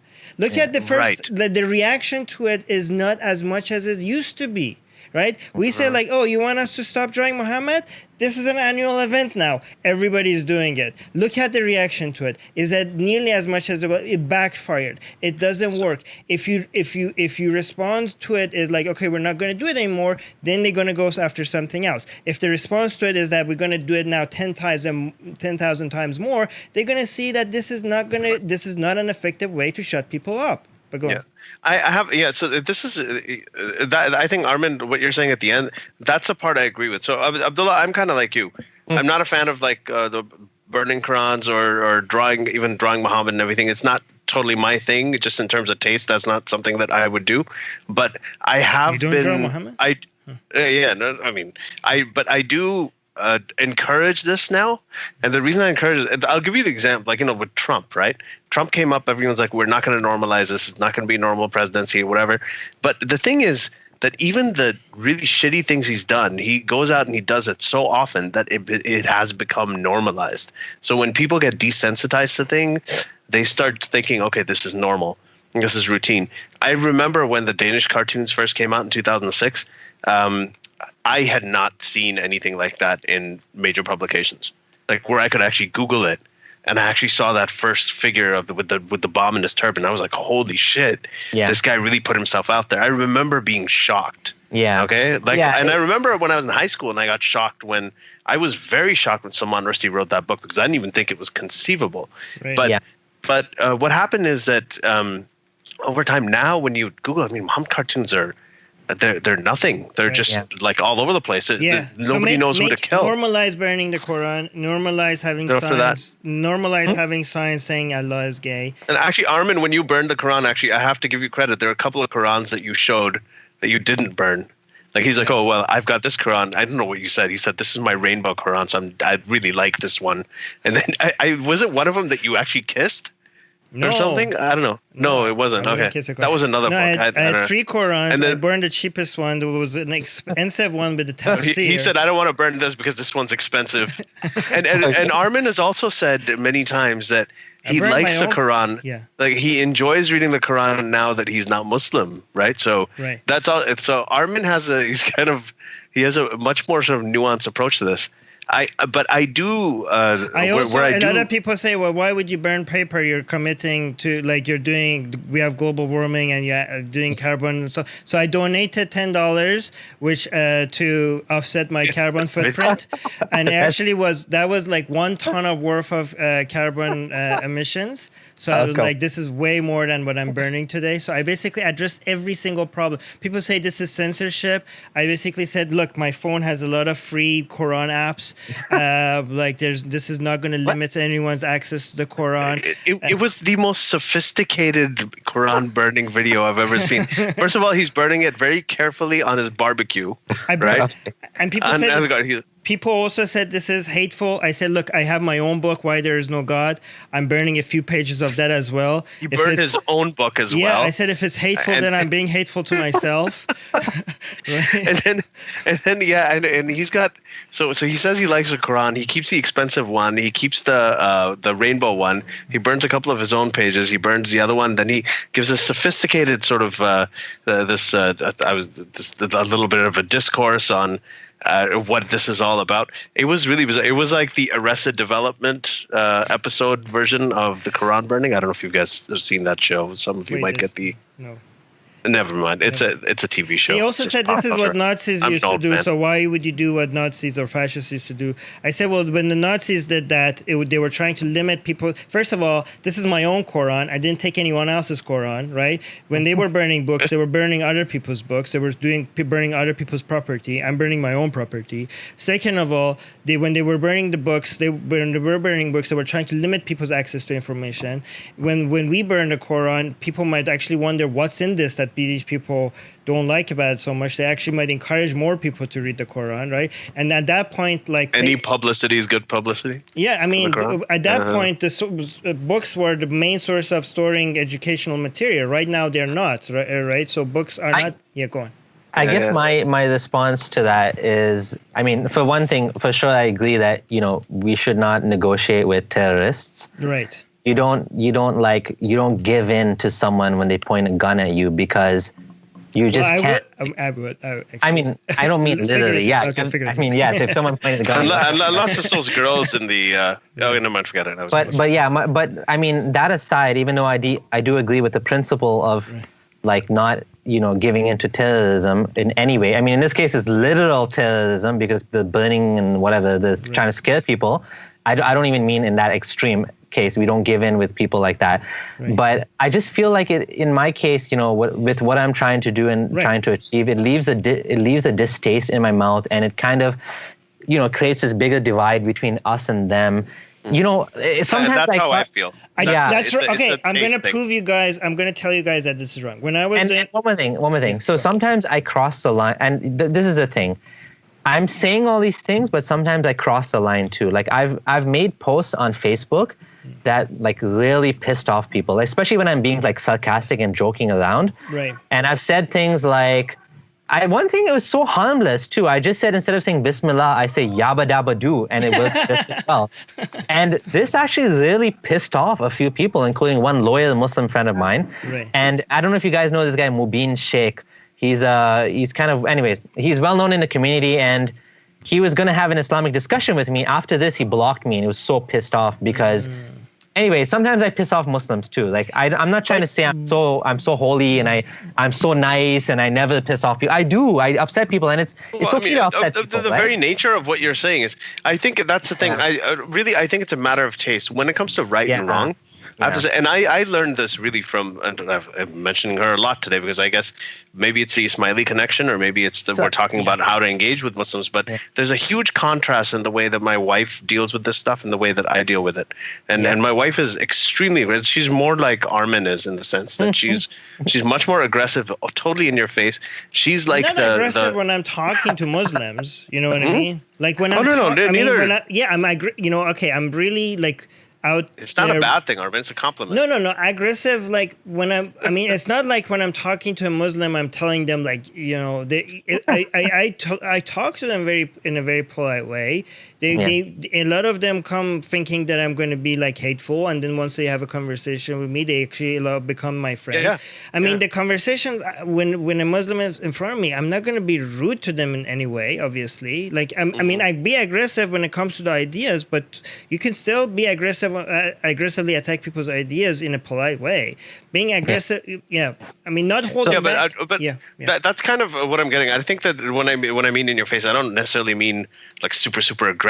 I mean assertive and getting your point across in a much more blunt way. Yeah. Right? So that's so okay. So let's reword it that way. So it's more of a it's more of the Malcolm X approach versus the Rosa Parks and Martin Luther King approach. And the thing is, both of those are important. Both of them had a huge part to play, and different things work on different people, right? So, and I have noticed that these things work on different people. Can I tell you why you guys are wrong when you're saying that you might actually turn off some people, that they're not going to talk to you? That's so wrong, because first of all, when I, for example, did the Allah is gay video, I wasn't even trying to reach out to Muslims. It was more of a free speech. Armin, but just a clarity, I don't think that it's the deterrent isn't that we're going to turn off people. Like, we're going to turn off people no matter what we do. I think it's what I'm saying is that it's more of a matter of taste. Like, some people find something. Yeah, I understand that, but I think Abdullah made the point that you might lose some people, some Muslims that they might have talked to you before, right? Yeah, but you're creating a bigger gap, right? That's what I feel. But that's not the case. Let me make make this point. But I know, even though I wasn't trying to reach to Muslims to talk to, I do that with different ways, right? I do reach out to Muslims. I do talk to a lot of Muslims, but this was not the goal of the Allah is gay video. The Allah is gay video is like, you don't get to tell us what the fuck to say, and also to highlight how homophobic the Muslim community is, and also to break taboos and all the other stuff. But the thing is that I have now more Muslims in my inbox that want to talk to me and ask me why I'm an ex-Muslim because of that video than ever before. You know what I mean? Like, a lot of Muslims found me, and that's exactly what I've seen too. Yeah, that's interesting. Yeah. But like, they're not like, they don't want to kill you. They're like, they're happy to talk to you. They do. No, all of that. There are Muslims that want to bring me back to Islam. There are Muslims that want to kill me. There are Muslims that want to rape my wife. There are Muslims. But specifically for this Allah's gay video, like, didn't you get a more hostile response, would you say, than average, or not the same? Like, compared to like burning the Quran, Allah's gay. Don't you get like more fanatics after you for those topics rather than like? I get both. I get Muslims that want to kill me. Yeah. I get a lot of Muslims that want to talk to me politely. I get Muslims that apologize for the Muslims that want to kill me. Yeah, I get that too. Right? I get that too. I'm like, why are you apologizing? You didn't want to kill me, right? I get Muslims that want to kill me, but then after I talk to them, now they want to talk to me, right? Nice. But the thing is that for every Muslim that might have talked to me and now they don't want to talk to me, I get 100 Muslims that now actually want to talk to me. Do you know what I mean? Really? And here's the thing. So and Armin, I'm almost sure that you've gotten this too. Okay, but what you see is that even from the ones that want to kill you, strangely, sometimes you hear from them 2 years down the line. 3 years down the line, depending on how much. So Armin, you've gotten that, right? Because I know Alishma's gotten this a lot. There's people who have, and I've mentioned this on the podcast before, they've written to me and they've said, can you tell your wife to unblock me? I had a huge argument with her 3 years ago and I was defending myself, but now I think like you, now I'm an ex-Muslim. So like the testimonials that you were talking about, they're the initial immediate testimonials where people like listen to it, the rational people. Then there's others that they're like, why the fuck did you do this? And then they go and they get really pissed off, and then they have this argument, then they go back and they're forced to think. Then they go and they read up about things because they're getting defensive, and then 2 years later they come back and they're like, you know what? I was there, and that happens amazingly often. I'm surprised. Even more than that, even the Muslims there's even more examples of Muslims that don't leave Islam, but they come and say like, I'm gonna find you, I'm gonna fucking kill you, right? And then you talk to them politely. They don't even if they don't leave Islam, and you talk to them and you're like, well, why do you want to kill me? Like, what did I do wrong? Then they change it, like, you know what? Sorry, I was very emotional. I didn't mean to be. You got a death threat from them. That's right too. And then that just happened to me last week. Yeah, and then we're like, you have to understand that Muhammad is like a mother to us, or Allah is so dear to us, so close to us. It's worse than seeing. They come up with the weirdest example. It's worse than watching your mother being raped in front of you. Muhammad is like a mother to us? No, no. Basically, they say like you're insulting my mother. Not a mother to you. Like, you know how much you love your mother. For us, Muhammad is even bigger and greater than that. Like, when you insult Allah, it's worse than seeing your own mother being raped in front of you. It's always like female and rape. These examples that they come up with, right? The threats is also a lot of like, but strange. Don't you guys get threats to? Yeah, no. I've gotten we're gonna that. Rape your daughter. We're gonna rape your sister. Rape your mother. I got one where, the kind of stuff they say about your kid, like, and they want to play. But anyway. I haven't got any in a long time. Well, it was like really bad when I first came out. Now I don't really get any. once in a while now. Can you? They are less frequent. They are. They're not. Yeah, they're very much so. 5 years ago. Because they see that we screenshot them and post them. No, Armin, it's because of what you're making. The point you're making about the burning Quran and Allah's gay thing. It's been normalized. Ex-Muslims are normalized. People know about them. And it's then the impossible reformers not come to. and take credit for it. Like, we're normalizing shit, and people are like, "Oh, look, the Muslim community is reforming." Like, yeah, no thanks to you. No, it's ex-Muslims who are causing people to go moderate and reform. It's not really the reform people that are making people ex-Muslims. Yeah, it's the other way around. So it's really I haven't really figured out, and I haven't put my finger on exactly what's going on.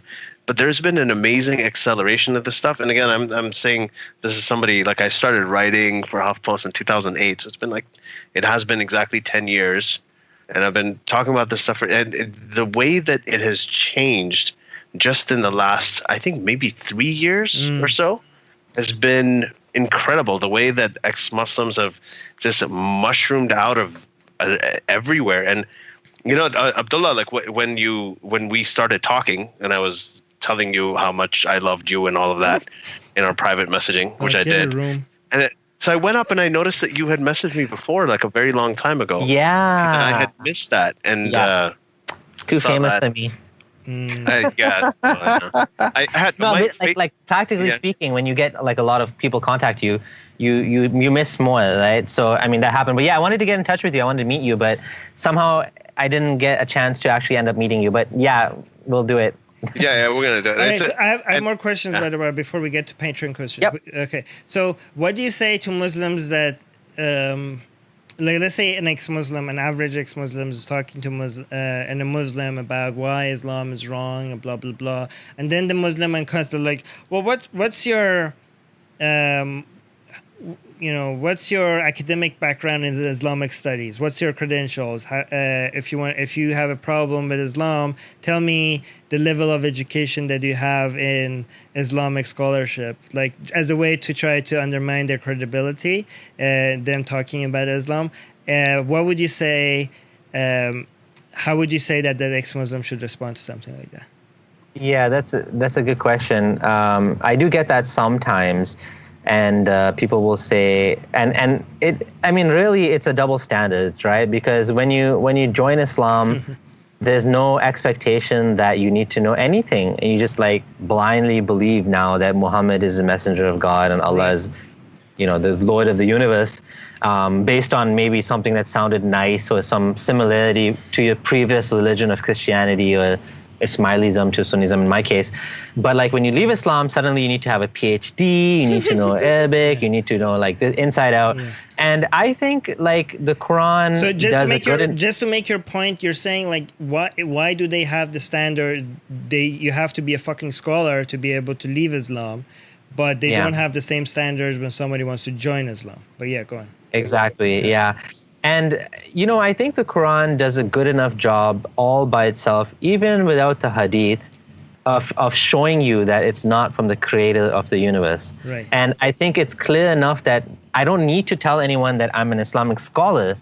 I can just point out some simple things that people can look up for themselves, right? And at the end of the day, everyone has to decide what they want to, if they have the, the courage to leave Islam when the holes are shown to them, right? I'm saying? That takes some courage, that takes some balls, some guts to like actually, say like, maybe I'm wrong. Maybe all these years I've been following something that's actually not true. Right. And that's difficult because sometimes I ask myself that, like, I'm not like the most smartest guy. How is it that I was able to find my way through it? And I see some people that are much more intelligent than me, and they're still Muslim. And I thought about it. I'm like, at some point it comes down to courage, right? At some point there's also some like matter of fact things that happen in your life that expose you. Yeah, and some things make you like sometimes personal trials in your life will make you doubt and will make you think about these things. Like I know a guy that very good friend of mine that his marriage broke down and he got divorced, and that actually made him like self-reflect a lot, and eventually he left Islam, not because he was blaming God or anything like that, but it made him look into everything in his life, and then he found the holes in Islam and he left Islam. For me, I didn't have that issue happening, but I mean it sometimes it's just a spark, right? But you need the courage to really look into it and to see that maybe I'm wrong, right? So he's one thing. So that was a very good response. One thing I would usually say is that I don't need I don't need to be an expert in witchcraft and wizardry to know that that's bullshit, right? I would never say that. Yeah, I would say leprechaunology, like the I think it was the Richard Dawkins thing, that you don't have to know everything about leprechaunology to reject. Another point. Another 2 points that I actually asked this in the group Ex-Muslims of North America, and I got some good responses that I heard before, but they reminded me to bring this up as well, is that Muhammad himself was, didn't have any education. He couldn't even read and write, right?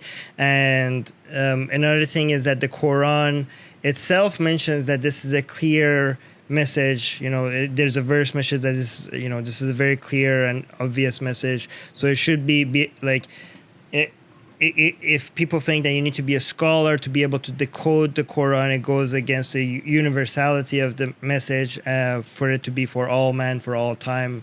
It makes it a very, So those are other points to bring up. That's another very good point. And I've even heard a Muslim scholar, Hamza Yusuf, say that atheists have a higher standard of God. And he was doing a good thing. He was trying to build some empathy for our position. And he was saying Muslims need to understand sometimes it's that he was saying we're wrong, but still he's like, it's coming from a good place. Like we're trying to say, well, why would God allow these things? Or why would God make these mistakes, right? And so, it's true. I mean, why do we hold God to such a low standard? That he's like such an idiot that he couldn't like even get his book right. He couldn't like find a better way of preserving it. He couldn't make the message without these like so many issues that we're finding, right? So that's another good point, right? Right. And what do you say to people that say that, why are you talking to average Muslims that don't really understand Islam instead of talking to scholars? Yeah, what do you say? I get accused of that too. I get accused of, you're just misguiding all the dumb Muslims, basically, right? Like all the ones that don't know there's a religion. Right. And I don't really know what to say to that, because I think you don't need to be an expert on Islam to see it's false. I mean, back to what you said, you don't need to know everything in the religion. You just need one mistake in the Quran and it's done.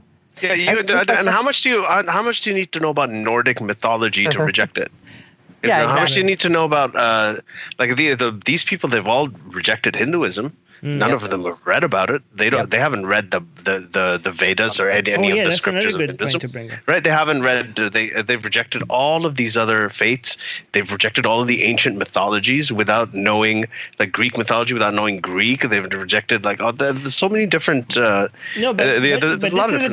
is a different point than the first one. This is like you're going after Muslims that don't know their religion and trying to make them ex-Muslim, but these are like not people that are really good at understanding their own religion. You should go after you're basically going after low-hanging fruit. Okay. Good question. So I would love, like me personally, I would absolutely love to have a discussion with like a proper Islamic scholar. Nobody wants to talk to us. Okay, and I say nobody, I don't mean nobody. But there's a few people that are willing to kind of do this, I'm going to debate ex-Muslims thing. But like the rest of them, it's honestly not in their favor to acknowledge us at this point. So what they do is they talk about us, but they don't talk to us. Right. But like we're not running away. Like I'm happy to have a discussion with a Muslim scholar and let's talk about it. And I think some people are actually like Imtiaz Shams is a good example of someone that's building these bridges. Right. And it's kind of getting inroads into the Muslim community. And former guest on the podcast, by the way. Former guest, yeah, he's been on the podcast. We actually really had a wonderful episode with him. I just think they're dismissing their own community. So I just feel like, these maggots, they're not truly, they don't understand. Why are you talking to these low lives, right? Way to shit on your own community. I mean, when you're doing that, I mean, I'm not, okay, so this is not whataboutism, this is pointing hypocrisy, because the whole da'wah thing goes like, okay, so if you want to do da'wah, then why are you reaching out to atheists that or Christian? Why are you not going after or you only should do da'wah to like atheist scholar? I don't know what the fuck you're Atheist scholar? Atheist scholar. Richard Dawkins atheist popes like or something. Harris. Yeah, like you have to go after Sam Harris. Not you can't. Why are you talking to me? Right? I don't know, but I think that there's so Abdullah, you were at my talk at the UTM, right? The other night. Yep. So what happened was and I know, so we've talked, Armin and I have talked about this here a lot, that the next step is really starting to engage with Muslims. And this is why we have you on, because we know that you do that a lot. Right. And you're very, very good at it. So what happened in that audience is there were a lot of Muslim people in that audience. So Armin, I haven't told you all this yet because it was so recent. But what they did was that they had some security concerns. So a lot of the Muslim groups, because Mississauga is like where I live, there's a lot of Muslim people here. The students went up to them a day before and they had raised a lot of concerns. So one of the security measures that they took, and this I've never really seen before, the university first of all stuck to it, which kudos to them in this atmosphere. Which university? They said this is the University of Toronto at Mississauga. Right. They said that so this was it wasn't from a student group, it was actually from the university. It's called the Schneider Lecture. So they had what they said was they told them that we believe in free speech, so we're going to have this sort of important dialogue. But as a way for to address the security concerns, they invited a professor of Islamic studies to come and do the first and start off the Q&A with me afterwards. So that was actually a security measure. And he did come. Yeah. And we did have an exchange after that, which I think was really good. And there were many other sort of people who were Islamic studies students and everything. In fact, I think close to half of the people there were Muslims, right? And so it was really... I think that's a really good way to engage people. That if you have a talk, if you're doing a talk somewhere, Armin, you do talks, and I do talks and stuff, and Abdullah, I think you should start doing them if you haven't started already. We should definitely. Yeah. We should have you on a panel, absolutely. Yeah. But anyway, we'll talk about that later. But what we should do is that bring in Islamic studies professors as a way to, after that, can you give a response after the talk? We'll have the response from Professor blah, blah, blah. Honestly, I'd rather have a Muslim scholar, not an academic, because as you saw from the questions he was asking, academics come from a very different perspective. They're not even, I hate to say it, they're not proper Muslims. They're not many people would even consider the things the guy was saying to be blasphemous, like the Muslim professor, the questions he was asking when he was saying Rumi, wine-drinking Muslims, ham-eating Muslims, and he was saying a kind of bigger, kind of more broad perspective, more inclusive kind of interpretation of Islam. These aren't what the common Muslims believe, right? So I feel Omar Khayyam. Yeah, getting a scholar, meaning at least frozen. I don't know if they'll do it. Yeah, he was frozen for a second. Are you still? Yeah, he's dead. Okay. So yeah, more than an academic, because academics, they might even agree with us. Yeah, the hadith are not true. I believe that most of them are fabricated. I believe that, Reza Aslan in his book, he says most of the hadiths were just made up, right? In order for the princes and the kings to kind of prove the whatever they wanted, right? So I think we'd actually have more people agree with us from the academics perspective, but I think we'd have a more interesting discussion with hardline, whether the Salafis or Wahhabis or Sufis or whichever representative from the Muslim community, and it could be a professor. No, but we could do that too. We could bring them on if we're doing this was in a university setting, so we got a university professor. Yeah. But if we have another event that's outside, we could call an Islamic scholar. It's so listen, we have an atheist. Sorry, you guys there? Yeah, we're still there. Yeah. Did I get frozen? Yeah. You were frozen for a second, but continue. Oh, hello. Can you hear me? Yeah. Yes. Keep talking. Yeah. Okay. Sorry. I'm sorry. Yeah. So we can say, okay, there's an atheist ex-Muslim doing a talk here. He's the author of blah blah blah book, or he's the host of blah blah blah podcast, and we would like you to come and give him a response. And I think a lot of Islamic scholars might jump at the opportunity when it's presented in that context. So I just thought that it worked really well at this event, and the fact that he was coming over to give that response brought a lot of Muslim students there, and it was a really it was a pretty packed crowd, and and they came in. We had a very engaging Q&A session afterwards as well. So, and it went on for longer than it was supposed to.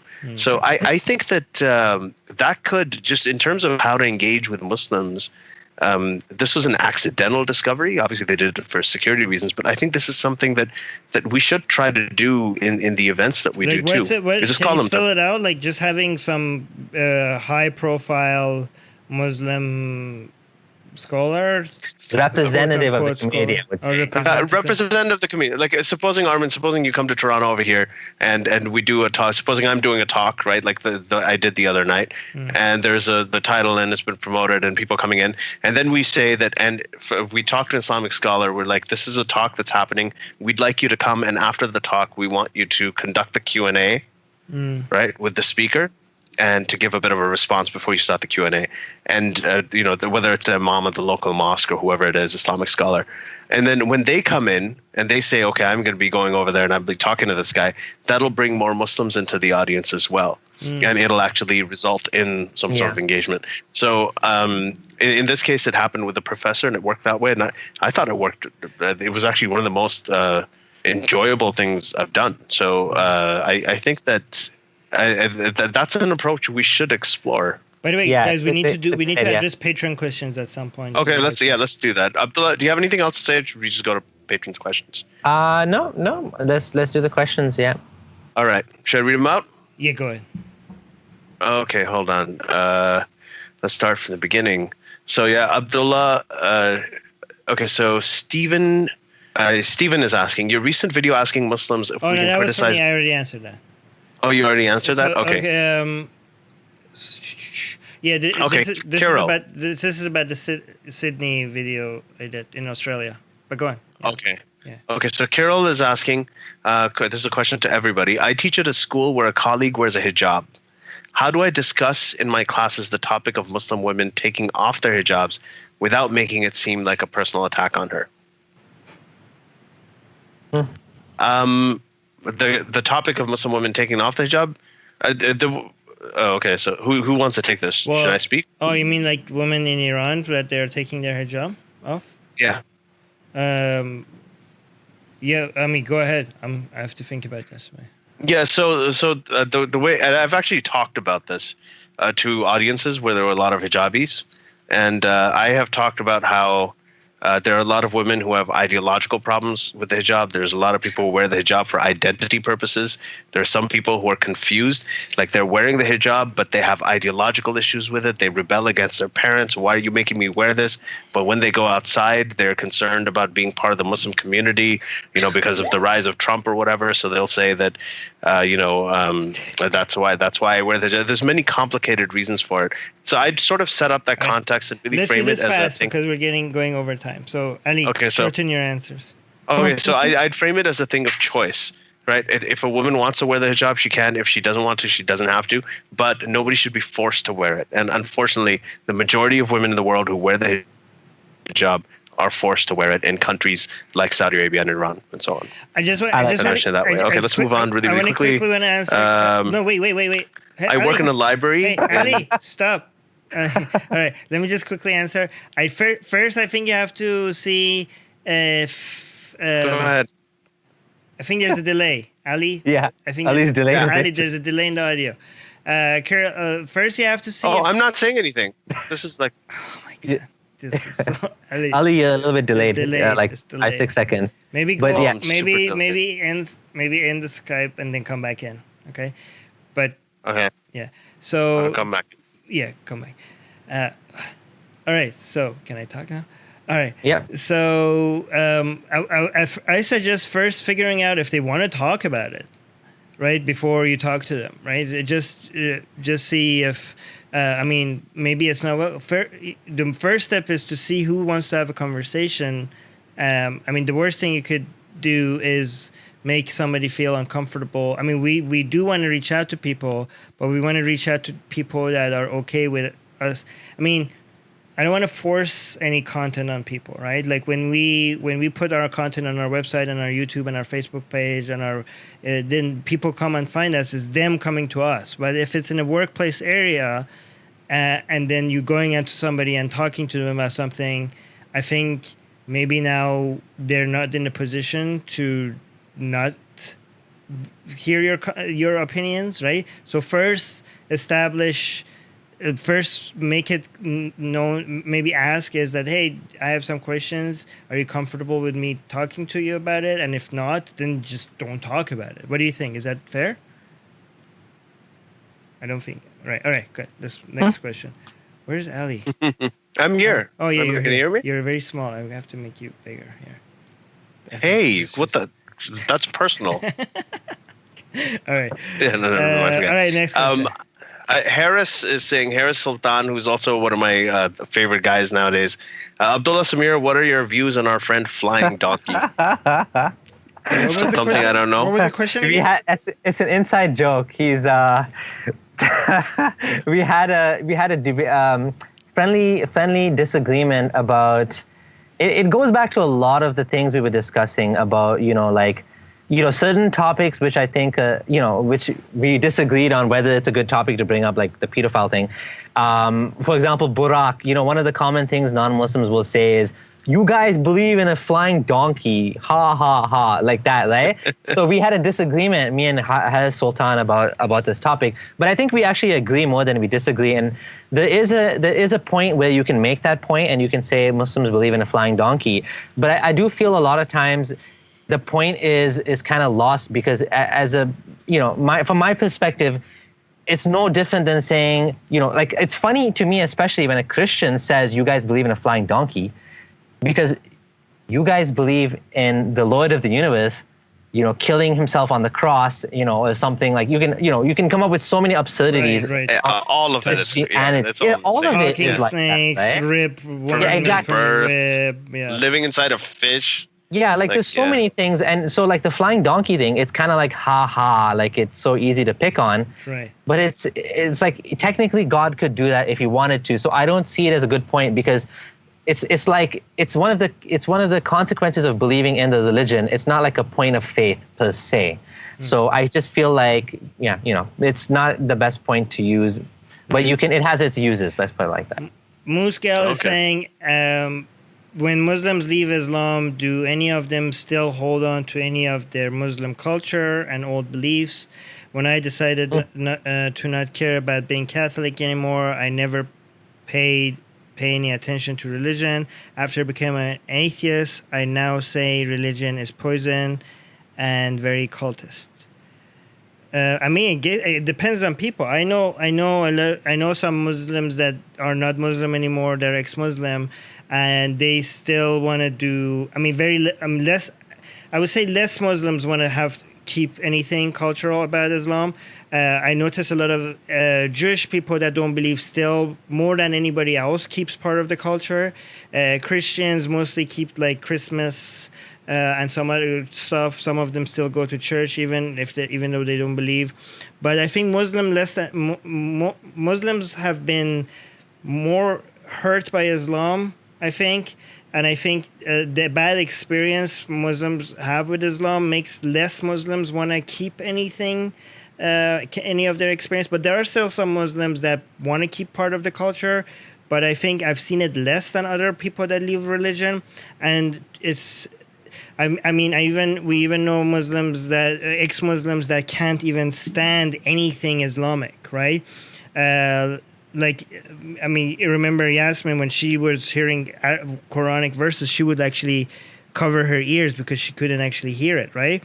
When I became an ex-Muslim, I didn't want to have anything Islamic at all would just gross me out. It was disgusting experience. But then after a couple of years, I now go back and now I enjoy it as history and, but yeah, I think it really depends, right?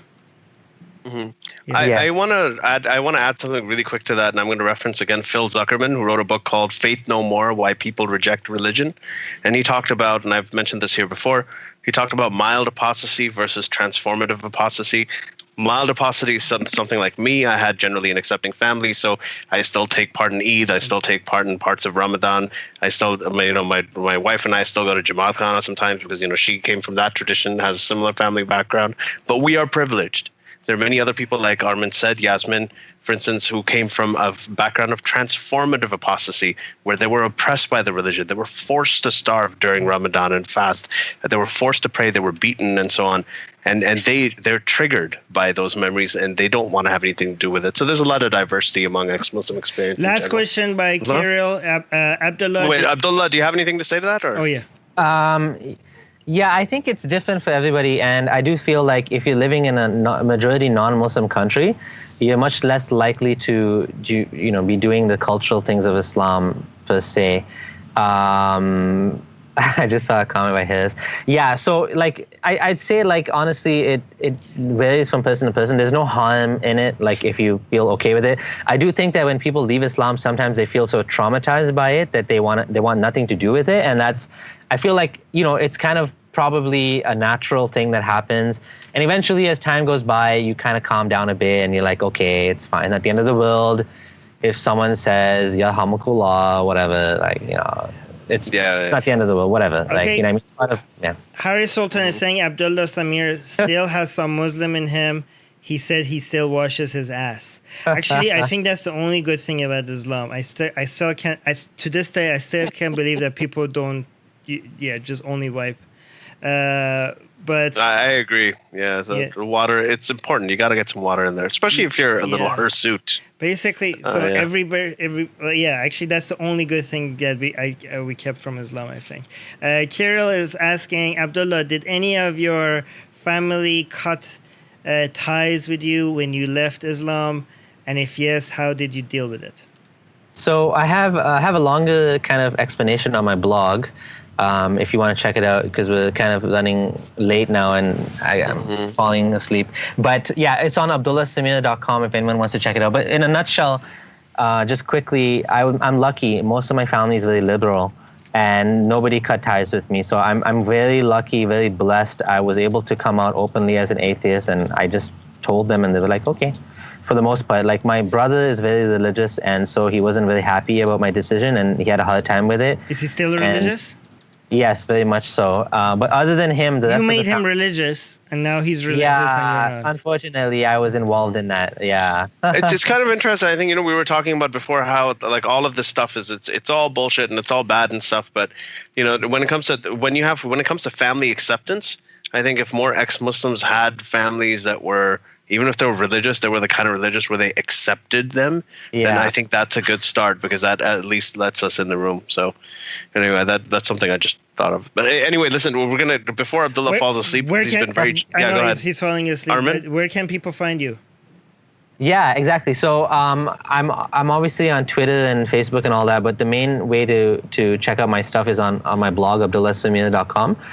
So I have all my articles there, and I've sorted them by order of importance. So all the top posts, the most important arguments I think against Islam are right on the front page. So everything's there if anyone wants to check it out. Thanks. Mike is saying, thank you for a very interesting episode. Abdullah, you are a great communicator. I'll check out your stuff. I'll check out your stuff for sure. Yeah, we got to get you on the speaking circuit, man. Yes. I mean, you're very, very engaging, and so you're incredibly fun to listen. Yeah, maybe that's the next step for me. Yeah. We'll do some stuff. Hopefully, we're trying to get some stuff sorted together. By the way, thank you to our patrons in the live chat. You guys are amazing. Thank you for your questions. Harris Sultan, Mike, Kirill. Oh, Ali is in the live chat. Yeah, Stephen. Is that Stephen or Stefan? Stephen. It's the same. You still say Stephen. All right, Stephen. It's like prosecute and persecute. Oh, yeah. Okay. I'm just bugging you. Okay. It's okay. All right. Okay. Thank you, guys. And I'm going to stop streaming. This is my awkward ending again. Bye. Yeah. Bye-bye.